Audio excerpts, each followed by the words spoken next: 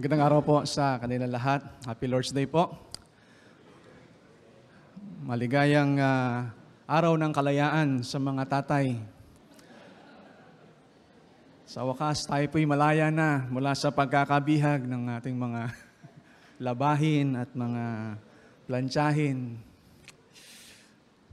Salamat po sa ating Panginoon sa panibagong araw na ito na tayo po'y muli Kanyang tinipon upang tayo po ay muli magkasama-sama sa pagsamba po sa Kanya. When going to a journey, meron daw hong dalawang tao na makikita ho natin. Dalawang uri ng tao pagka sa panahon ng paglalakbay. Those who care about the destination and those who care about the journey. Yung mga tao na care about the destination, gusto agad nila makarating. Tuloy-tuloy tayo, wala nang stop-stop. Kasi ang kanyang concern ay yung destination. And for those who care about the journey, sandali lang, ang ganda ng view dito. Picture-picture mo na, Instagrammable tong tsura nito. Sayang. Yung ganyan mga tao. Sa aklat po ni Corrie ten Boom, actually, ang ating pong pag-aaralan is a road trip of faith. Okay.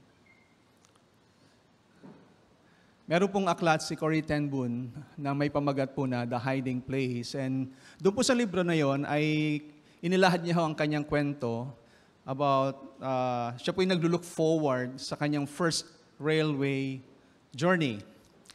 Bagamat medyo malayo pa ho ang kanyang trip na ito, yung kanyang journey na ito, lagi niya hong pinupuntahan ng kanyang tatay at lagi niyang tinatanong, Tay, nasaan yung ticket ko? Tay, nasaan ang ticket ko? So every time na pupunta siya, lalapit siya sa kanyang tatay, sabi ng tatay niya, nasa akin lang anak. So makaalala niya na naman kinabukasan, Tay, malapit na ang aking journey. Nasaan ang ticket?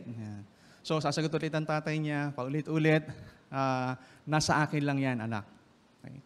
And then, she realized na ang kanyang problema pala was lack of trust, kakulangan ng pagtitiwala sa kanyang ama. And she did not believe that he would take care of everything. Nag-aalala siya na baka mawala yung ticket niya na sa panahon ng kanyang paglalakbay ay wala siyang madala o hindi niya maipakita po ito. She was worrying that he would that her father would lose her ticket and that somehow she would be without it on the day she was to travel. So in that lesson, natutunan daw ho ni Corrie ten Boom that God gives us the ticket on the day we make the journey and not before. We have been preparing now for a number of weeks for this journey that took Ezra and more than 5,000 men and women along with him back to Jerusalem on this 4-month journey. Sinasabi ho mga 4 na buwan na paglalakbay po ito that followed the course initially mula sa Euphrates River and eventually down to Jerusalem hanggang makarating po sila doon. And so before we consider this passage together, let's come to the Lord once again in prayer and let's ask for His blessing and for His help. Heavenly Father, thank you po sa inyong salita. Dalayan po namin that as we go back 2,500 years to a band and group of people making a journey of 1,000 miles to Jerusalem, Lord, we want to go with them and we want to engage with them and listen to them. But more than that, Panginoon, we want to hear you. And by your Holy Spirit, enable us to understand, and in more than just understand, but to believe and obey the truth which you proclaim to us in your word. We ask this in Jesus' name. Amen. Chapter 8 of Ezra is a pivotal of this book. It is a momentous chapter of this book. Dahil makikita ho natin dito ang puso ni Ezra as he narrates the remainder of the book. Matatandaan po ninyo sa pagwawakas natin sa Ezra chapter 7, nagbigay po ng pagpapasalamat si Ezra before embarking on this journey. At pagkatapos niya hong magpasalamat, ginather niya ho ang kanyang mga leaders, ang mga chief men to travel with him to Jerusalem. Now, after the group had assembled together, natuklasan ho ni Ezra na doon sa grupong iyon, pabalik sa Jerusalem, ay wala pong mga Levites, particularly the Levite temple servants na sumama sa kanilang grupo. And so Ezra tells us in verse 15, I gathered them to the river that runs to Ahava, and there we come 3 days. As I reviewed the people and the priests, I found there none of the sons of Levi. Thus, dahil ho dyan, muli ho siya nagpadala. He sent out a call to join sa kanila. Kaya ho, in verse 16 and 17, pumili ho si Ezra ng 9 na leaders at 2 teachers to head back and appeal for Levites to join them who would serve in God's temple. And the outcome was highly satisfying, not only numerically, but yung provision of gifted leaders. And Ezra, as ever, recognizes in this, the good hand of our God on us, yung phrase na ho na yun. And they were successful in recruiting Levites. At makikita ho natin yan sa verses 18 to 20. And as Ezra's giving testimony as to what happened, and he's telling us that what happened is that 38 Levites came forward along with 220 temple servants. And now, it is finally time to head out on their journey. And so at the last section of chapter 8, beginning in verse 21, makikita ho natin si Ezra at ang kanyang ang grupo and also the people embarking on a journey. Magpapasimula na ho sila sa kanilang paglalakbay. And so our passage is a saga of faith. It is a quest, an adventure story, a risky venture. This is a difficult and dangerous journey. This is a road trip. And it is a road trip of faith. And so let's rejoin our story and see how they handle their journey home, back to Jerusalem. And first of all, I want us to see the setting in which faith is exhibited. Na kung saan ang pananampalataya ay naipapakita. This is a journey of faith. Si Ezra, 10 ng kanyang mga kasamahan, mga 5,000 o mahigit pa, sabi nga 5,000 to 7,000 men and women and children. And they are saying their farewells. Nagpapaalam na ho sila. And they have got 1,000 miles journey at a walking pace na sila po ay maglalakad lang sa kalagitnaan ng disyerto. And it's going to take them 4 months ng paglalakad at paglalakbay. At bukod ho dyan, dala-dala ho nila ang enormous treasures, amounts of wealth in terms of gold, silver, and goods, mga possessions, properties. So Ezra not only had the responsibility of the people, but he was also carrying an enormous treasure. Grabe ho ang dala-dala ho nilang mga yaman. Mamaya ho, titignan ho natin yan. Now, bagamat si Ezra ho at ang kanyang grupo, kung titignan natin, sa tingin natin siguro, hindi masyado hong ganoong kalaki. No? Pero they were large enough and carrying enough treasure to draw the attention of thieves and robbers. Pwede hong makapukaw ng pansin. Yung kanilang bilang at yung kanilang mga daladalahin para sa mga magnanakaw, sa mga hold-uppers, sa mga robbers. At noong mga panahon na yon, robbers were common on caravan routes. So there is a real danger of life and property.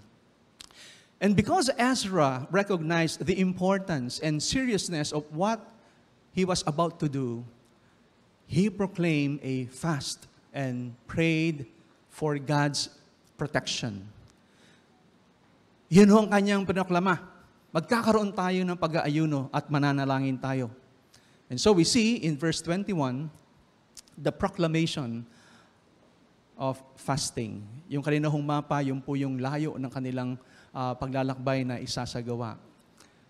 Verse 21 says, I proclaim a fast there at the river Ahava, that we might humble ourselves before our God to seek Him, a safe journey for ourselves, our children, and all our goods, or in other rendering, possessions.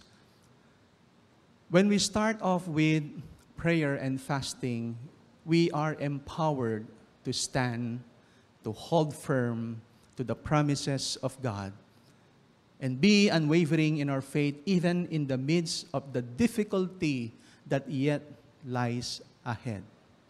And we choose to put everything in God's hand. Fasting elevates our prayers. It is by prayer and fasting that we test the faithfulness and the genuineness of our faith. Nais po ng ating Diyos to order our individual and corporate steps and help us to navigate the journey ahead of us with faith and confidence. Allow me to invite you this coming July, the first week of July, we'll be having a prayer and fasting. And as Ezra says, I proclaim, let's pray and let's fast as a church. Prayer and fasting were important for Ezra. Dahil ho doon, nasumpungan ni Ezra ang kalakasan by depending upon God, not himself, not to strong leaders or earthly kings. God wants His leaders to humble themselves before God, like Ezra did, that we might humble ourselves before our God. And in here, we see here the posture of fasting, and that is humility.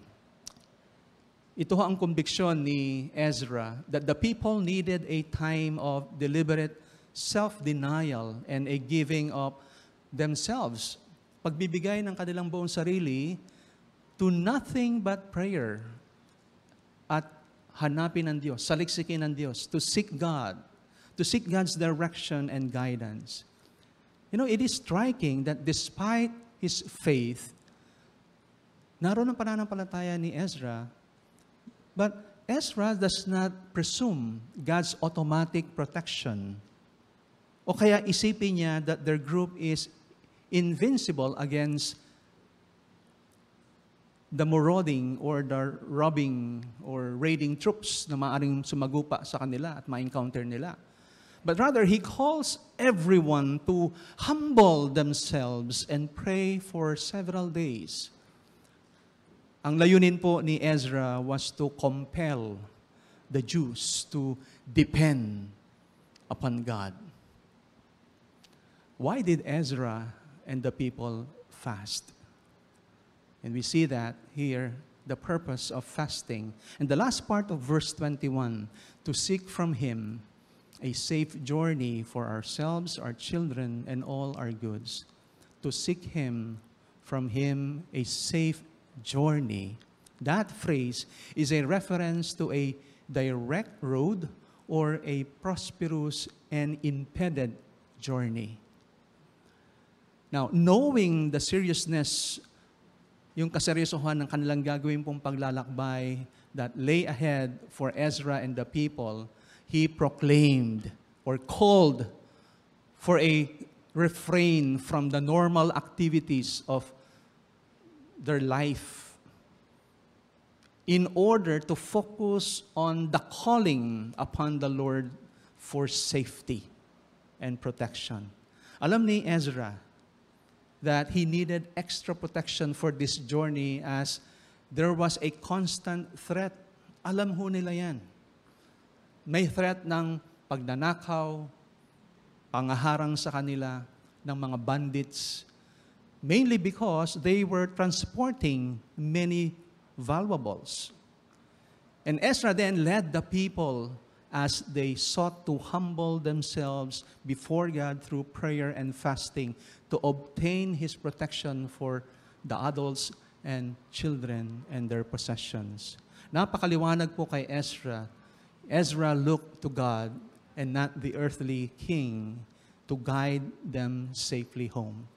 Because Ezra wanted to get to Jerusalem safely for many reasons, but mainly because he had these little ones and the goods and the adults, enormous treasures and possessions. The children and the treasure were very important, and only God could be trusted with both. And so, morning breaks over the camp. Everyone is excited to be getting underway. Handang-handa na sila maglakbay. And this is the day Ezra said they would be living. Alis na tayo, maglalakbay na tayo. It is a situation of great nervousness. See, I wonder what's going through their minds as they come by the river Ahava on the outskirts of Babylon. Ano yung tumatakbo sa isip nila ng mga panahon na yon? Because they are facing a life-changing scenario. Probably, some of you, some of us are facing life-changing scenarios. Probably you are contemplating a career move. You're contemplating starting a new business. You're contemplating marriage or college or university. Financial security is at stake. Family cohesion is at stake. And you need reassurance.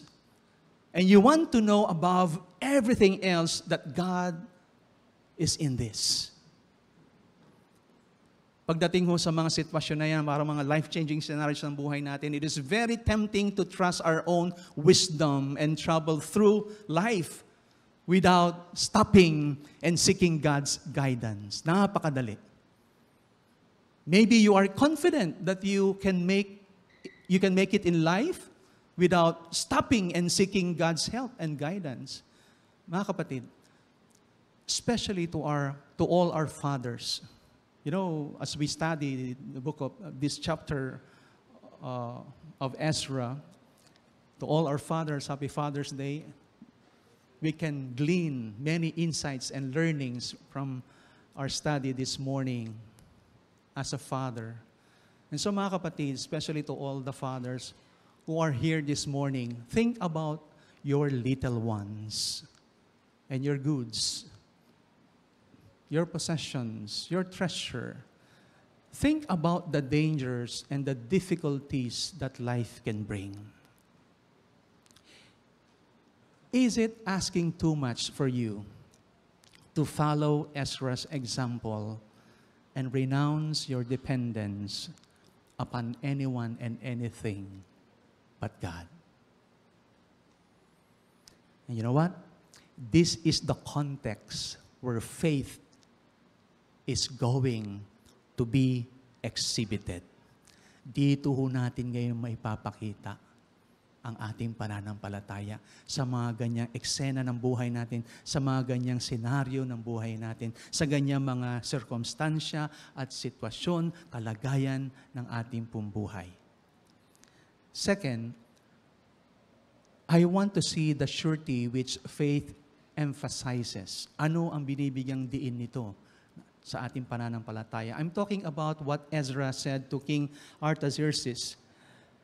And you see it there in verse 22, "For I was ashamed to ask the king for a band of soldiers and horsemen to protect us against the enemy on our way, since we had told the king, the hand of our God is for good on all who seek him, and the power of his wrath is against all who forsake him."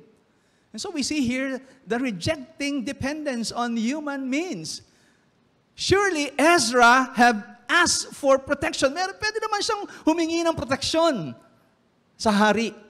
But he instead was led by the Lord not to ask. You can imagine, he's talking to the king. ng mga panahon na yon. Ini-imagine ko lang habang nire-reflect ko itong passage na ito. And he's talking to the king. He's talking about the God of Israel before the king. He's talking about the God of the Jews. And he's talking about the only God there is, as far as Ezra is concerned. And Artaxerxes believes in many gods. Yun ang paniwala ng haring ito. Naniniwala sa maraming Diyos. But Ezra wants to demonstrate and perhaps to say to him, perhaps the king had to said to Ezra, well, Ezra, alam kong kailangan mo ng tulong. Maglalakbay kayo, marami kayong daladala. Delikado, mapanganib ang gagawin yung paglalakbay because this journey is a dangerous journey. You're making this journey in the belief in the importance of this journey. Alam kong mahalaga sa iyo ang paglalakbay nito. And you have my blessing to go back to Jerusalem. And when you get there, pray for me and for my sons. Kailangan mo ng tulong, Ezra? And then, that's the sort of thing that King Artaxerxes may well have said to Ezra. Marahil, ganun yung takbo ng kanilang usapan. And Ezra says, sa hari hindi po mahal na hari. I don't need any help. God will protect us. And then you can imagine he's saying, pagbalik niya sa kampo nila, tama ba yung sinabi ko sa hari? Hindi ko kailangan ng tulong. Should I have said that? Nasabi ko pa talaga yun? Perhaps Ezra is saying, you see, in these 3 days come by the river Ahava, sabi niya sa Lord, you know I made that statement in faith before the king, and you know I made that statement as though I was full of the Spirit, that I don't need any help from the king, because you will protect us. But Lord, Lord, siguro masyado ako nagmadali sa desisyon na yon. Maybe I should have asked for help. It's going to be a dangerous journey. I've got, kasama ko mga babae, mga matatanda, mga bata to look after. But it's too late now, Lord. Nasabi ko na ho sa hari, hindi na ako makakabalik sa kanya. And you can imagine, some of those thoughts now going through his head, and it is the context where he has made this assertion, this assurance, the emphasis. The hand of our God is for good on all who seek Him.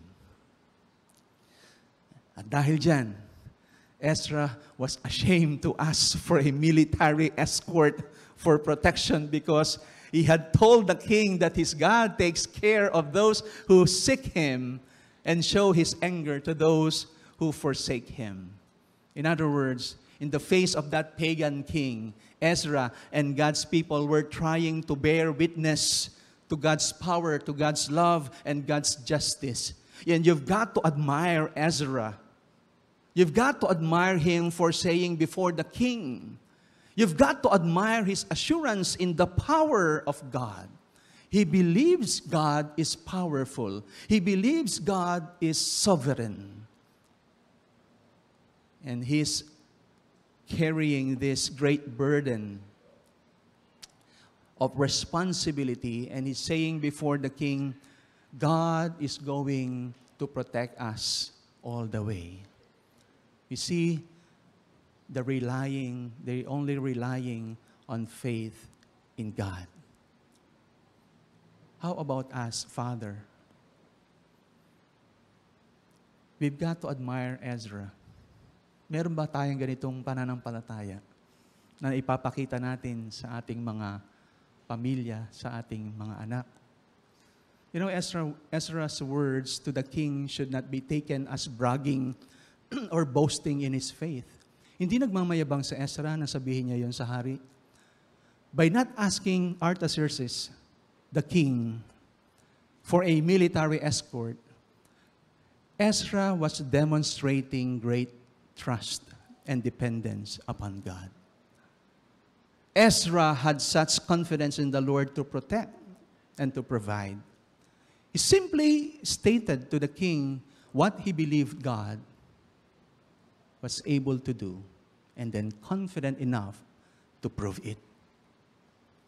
And so, in that particular situation, Ezra and God's people came to the conclusion that the best way for them to maintain a consistent witness would be for them to rely solely on God to get them safely to Jerusalem. In short, they were willing to go out on a limb because they knew God would be with them all the way. Truly, Ezra and his group were weak and vulnerable to the enemy in the way. Talagang lantad sila sa anumang pagsakop o panganib na harang sa kanila. Some may say the journey is insane. It is suicide to venture into that hostile, robber-infested desert with lots of bandits and marauders and thieves, and with them loaded with gold and silver, with no military protection. And so in verse 23, Ezra reports, "So we fasted and implored our God for this. And he listened to our entreaty." We see here the activity of fasting and praying and answer to prayer. And so the people were traveling with lots of valuables and were very vulnerable to attack, right? Yet God protected them on their journey. Ezra did not just assume safety. He told the people to fast and petition God about their safety, and God answered their prayer. Verse 31 says, "The hand of our God was on us, and He delivered us from the hand of the enemy and from ambushes by the way." And thus, the group safely arrived in Jerusalem. And it looks as though everyone got there. No one was killed. No one was injured. What a blessing it is. Notice the phrase, "for this," in verse 31. Two simple and seemingly insignificant words, "for this." Yet it represents the very heart of the life of Ezra and God's people. Think about these two words, "for this." They prayed for this. Ezra, for this, was protection and a safe journey home. Ezra's testimonies was, he was entreated of us.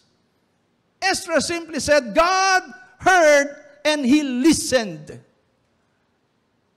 Kapatid, do you have a "for this" in life? Maybe the "for this" is the need of answers to some of life's most difficult questions. Maybe "for this" is the need of a provision. Maybe "for this" is like Ezra, the need for direction, the need for protection and guidance. Whatever the "for this" may be in your life right now, God will be entreated of you, and He will hear. Just keep praying for your "for this." And thirdly, I want to see the source from which faith is energized. Now, we are referring now to the way in which Ezra calls upon them in the 3 days of preparation before they leave. And he calls them to pray and for fasting. The source from which faith is energized, is strengthened. Because it energized and strengthened their faith. It was a preparation for the journey. They prayed and fasted. They devoted themselves to the Lord. Verse 24 to 30 records the heart of this story as Ezra is given to this enormous treasure to take back to Jerusalem. Ito hong mga grupo na pabalik sa Jerusalem, masasabi ho nating hindi ho sila poor. Hindi ho sila dukha. Because God has blessed His people even in their captivity. Tandaan ho natin, alipin sila sa Babylonia. And to that, the offering of the Persians, kung babalikan natin ng chapter 7, ang daming binigay sa kanila. And so you can safely say the exiles were returning home with a great treasure. Ang dami ho nilang dalang yaman. And Ezra take active measures to protect the donations, the contributions in another sense. At makikita ho natin yan sa verse 24, yung reliable leaders assign the accountability of stewardship. Ezra selected 12 leading priests and set them apart to stay holy and to guard, to watch over God's temple treasures. But also, makikita ho natin yung grabe yung yaman, no? Meron sila. And so, these rich resources require faithful stewardship or faithful stewarding. Kailangan pangalagaan, pangasiwaan, pamahalaan. As Ezra lives, pinagtititimbang ni Ezra at ng kanyang mga kasamahan, lahat ng treasury, the exact amount or value of what he is carrying home. Lahat yan. Accounted for. And so we see the summary of the accountability in that verse. And I weighed out to them the silver and the gold and the vessels, the offering for the house of our God, that the king and his counselors and his lords and all Israel there present had offered. And then we see the specific value of the rich resources in verses 26 and 27, gold, silver, and bronze. You know, the amount, yung kabuuan bilang halaga ng lahat ng ito ay napaka-staggering, amazing. A Babylonian talent weigh approximately 75 pounds, sabi ho ng mga Bible scholars. Therefore, the 650 silver and 100 gold talents together weigh halos lahat ng dala nila ay almost 30 tons. Ganun ho karami at ganun kabigat ang mga dala-dala ho nilang gold, silver, bronze at iba hong mga possessions. Equally impressive are the various gold and silver, bronze utensils. The silver alone weighs 7,000 pounds. The gold bowls probably weigh about a pound each. And also mention ho doon yung 1,000 darics. A Persian darics was makapal daw, itong uri ng coin na napakakapal na ang kanya hong weigh ay 120 grains troy.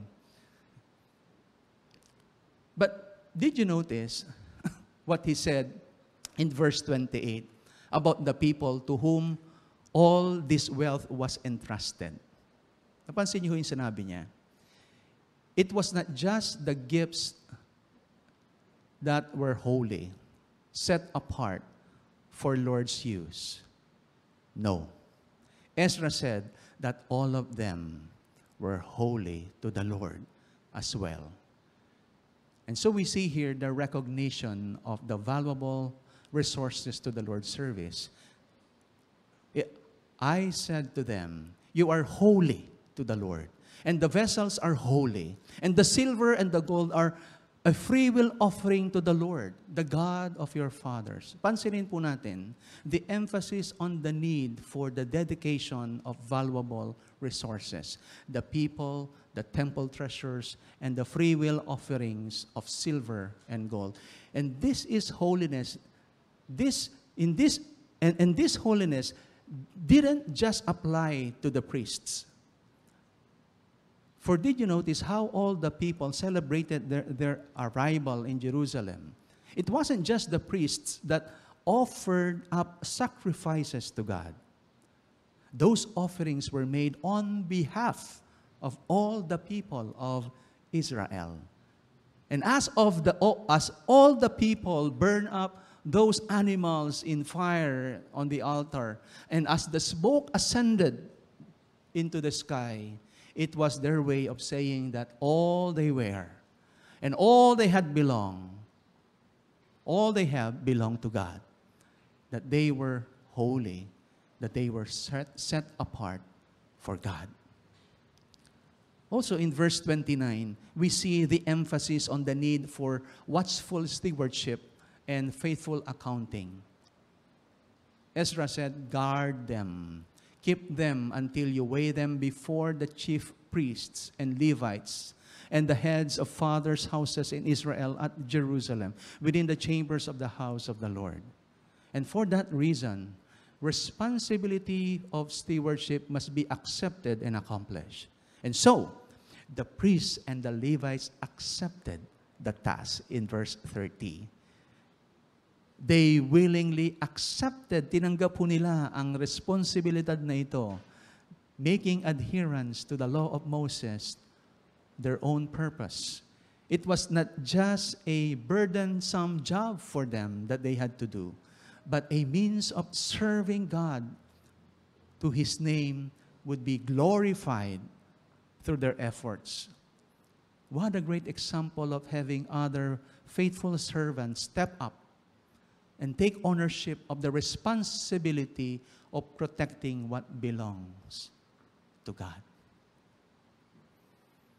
Mga tatay, mga nanay, are you ready to step up? To take the responsibility na binibigay sa atin ng Diyos ngayon. Fourthly, the success of faith is evidence. Look at verses 31 and 32. Then we departed from the river Ahava on the 12th day of the first month to go to Jerusalem. The hand of our God was on us, and He delivered us from the hand of the enemy and from ambushes by the way. We came to Jerusalem, and there we remained 3 days. Here we see the concluding of the dangerous journey safely. Ezra and his group departed, or they left Babylon upon the first day of the first month, according to Ezra chapter 7, verse 9. And they departed from the river of Ahava on the 12th day of the first month, meaning on the same month. And so, hindi na ho ni-record ni Ezra ang mga detalye ng kanilang paglalakbay na maaari na sana nating expect. Anong nangyari doon sa buong nilang paglalakbay? But he just states, the hand of our God was on us. That phrase indicates that Ezra and the people sense God's protection and guidance throughout the journey. And he said, He delivered us from the hand of the enemy and from ambushes by the way. It is another simple declaration of God's protection. Again, Ezra doesn't give details of enemies they might have seen or dangers they barely avoided during the time of their journey. He just stated the facts. And think about all the enemies and dangers that lay in wait by the way, na nakaabang lang, naghihintay lang sa daan, over a 900 miles journey. And yet, Ezra doesn't name a single event. He just magnifies the fact that the hand of our God was upon us. You know what? That's trust. That's faith. That's confidence in Almighty God. After the long, hard journey, a 3-day rest was welcome when Ezra and the people came to Jerusalem. Nung dumating na ho sila sa Jerusalem. The dates given for their departure and arrival based on our calendar today, ayon sa mga Bible scholar, they left in April and they arrived in Jerusalem in August. That phrase, we came to Jerusalem, are not just words of destination reached. That phrase, we came, reminds us that without God's providence, provision and protection, they would have been given the freedom to come. We came, that phrase reminds us that this was God's plan and purpose sa kanyang mga anak na tunay na bumalik doon sa kanilang lupang pangako, to their homeland. Doon pa lang sa Ezra chapter 1. It was fasting and prayer that made it possible for Ezra and God's people to come to Jerusalem. They were now back home where they belong. Ganyan po kahalaga ang gagawin po nating prayer and fasting. Lalong-lalo na as we considering to embark a new journey as a church. Alam ko naman pong alam nyo na ho yan, naulinigan na ho natin yan. Kaya ho, narito lagi ang ating pong patuloy na pagsasaliksik, actively seeking God's direction, God's will for us as a church. And now, looking at the completing the stewardship responsibility faithfully. After 3-day rest, the priests demonstrated their integrity by, bago sila umalis, tinimbang nila, binilang nila lahat ng kanilang mga daladalang, ari-arian, gold, silver, bronze. Pagdating ho nila sa Jerusalem, binilang ho nila ulit. At tinimbang ulit lahat. They weighed the silver, gold, and placed them in the care of the priests in charge of the temple. And so the priests publicly verified the delivery of all the temple treasures. And the key leaders authenticated the process of accountability. Kaya si priest Merimoth, si priest Eleazar, and the Levite servants, Josabad and Noadiah, collected, examined, verified, weighed. All of the temple gold arrived. Lahat, walang nawala. Walang kumupit. Walang sumimple. Ezra was a man of moral integrity. You know what? God wants accountability to ensure that you are set apart, holy, and act with integrity. Fathers and brothers and sisters, this is a call for accountability, integrity on our part. Gaano tayo katapat na kinakikitaan sa buhay natin ng ating mga anak na mga sumusunod na henerasyon sa ating buhay.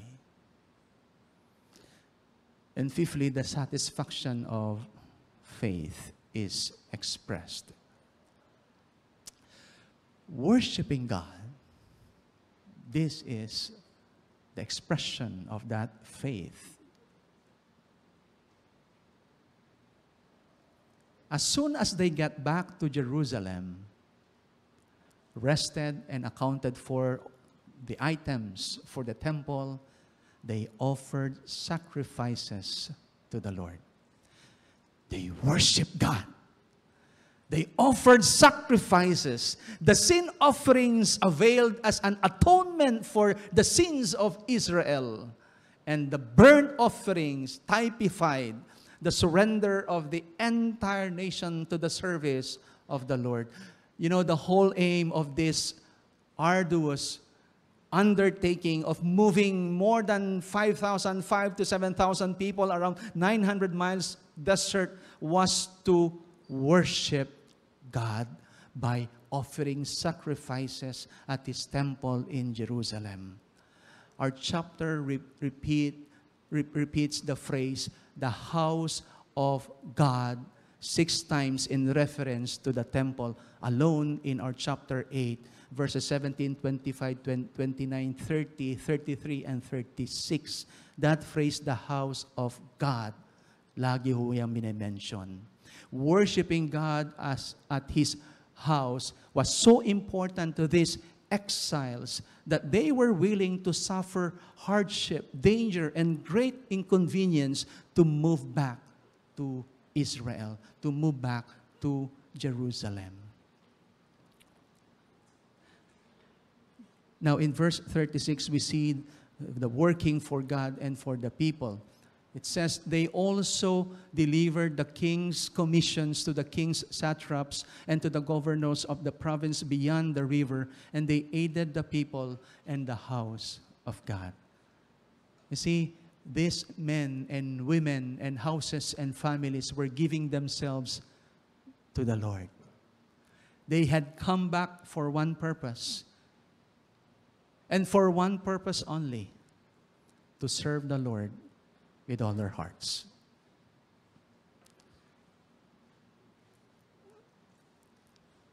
Have you ever had one of those moments when you want to give everything there is of you? Your whole life, your heart, your affections, your thoughts, even your future. And you want to put it into the hands of the Lord.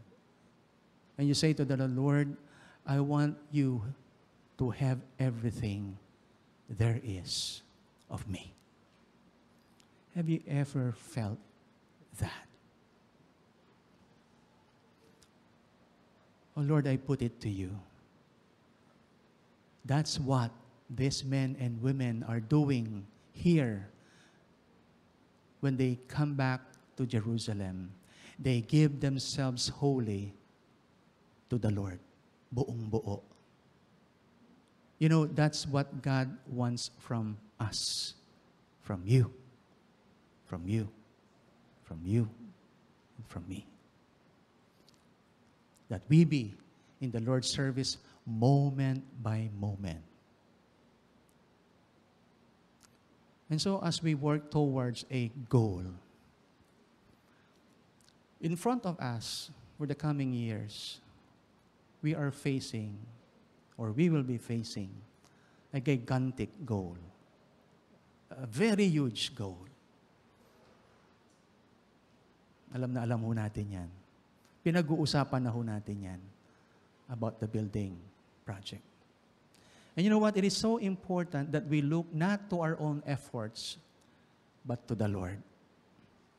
Marami na ho tayong naririnig patungkol dyan. Ilang beses na tayong, ilang taon na yan, wala naman nangyayari. Hindi ba? Pasong-paso na, baga, ang marami sa atin. But we can put our trust in Him, that no matter what comes, He is in control. And knowing that the hand of our God is on us. Kaya mga kapatid, together, let's embark on the journey that God has ordained and ordered for us. This remarkable road trip of faith. God wants us to exhibit faith no matter how we get there. If we believe God, we're going to act like we do, to trust God at deeper level and relying on Him more completely, totally. Heavenly Father, katulad po, Panginoon ni Ezra, may we be men and women of faith, of trust, men and women of prayer and fasting.